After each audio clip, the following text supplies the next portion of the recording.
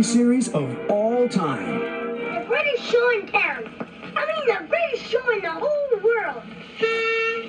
Happy birthday, Mr. Hood. Cabin Fever Entertainment is proud to present The Little Rascals on home video. Present to you.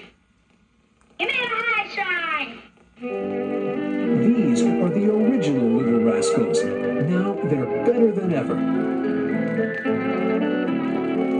For years, the Little Rascals have been censored. Some of their movies haven't been seen for decades. And previous video collections contained low-contrast, scratched prints, ruined from years of neglect. Not Cabin Fever.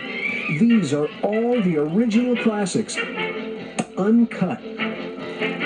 Remastered from the Library of Congress's original 35mm prints and restored to mint condition through a process costing nearly $500,000. All right, where are you guys? There's nobody down here except us dummies. It's all your favorite moments. Say, let's start a club right now. The He-Man Woman.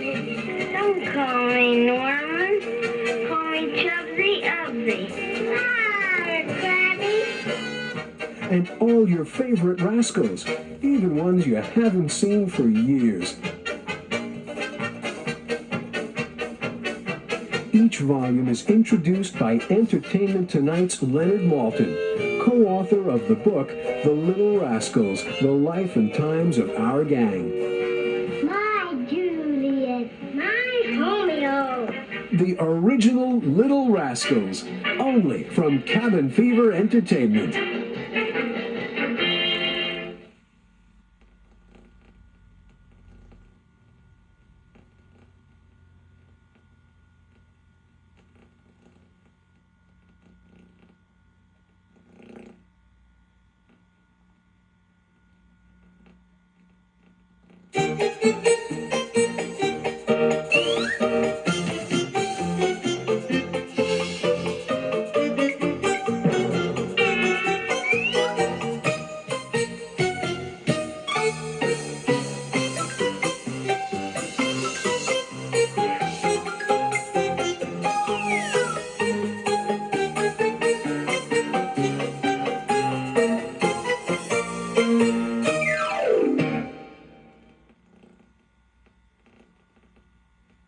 Variety, as they say, is the spice of life, and the history of the Little Rascals, originally known as Our Gang, is brimming with variety. Nothing could make that case any better than the 4 films you're about to see. Slapstick was one of the basic ingredients of these comedies, which started out in the silent movie era when that kind of visual humor ruled the roost.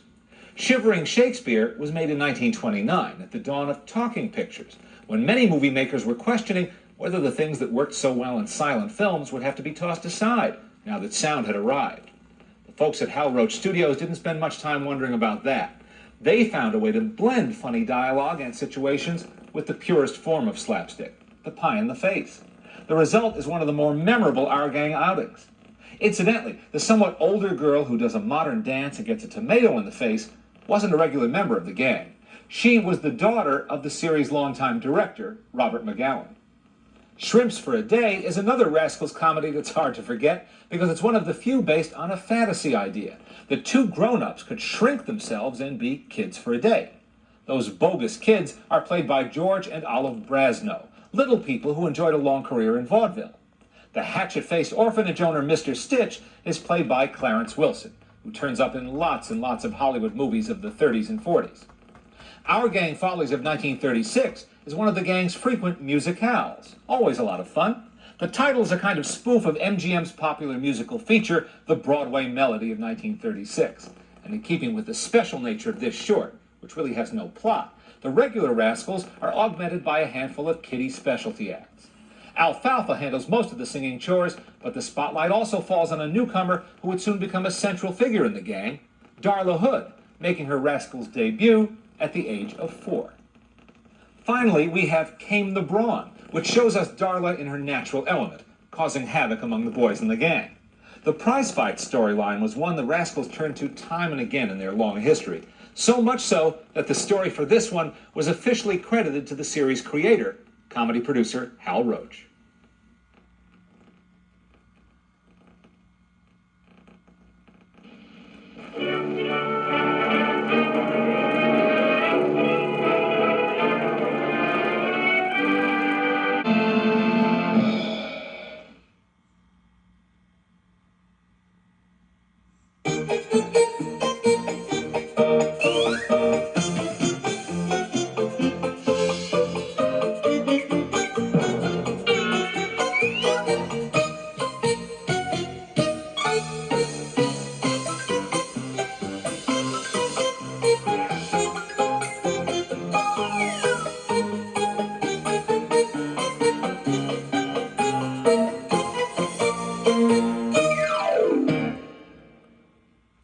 find out more about the amazing history of the Little Rascals and the remarkable kids who starred in this series, turn to The Little Rascals, The Life and Times of Our Gang by Leonard Maltin and Richard W. Bann.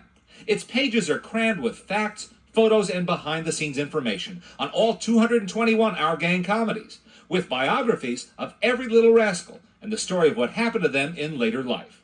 Ask for The Little Rascals, The Life and Times of Our Gang at your local bookstore, or have them order it for you. It's published by Crown.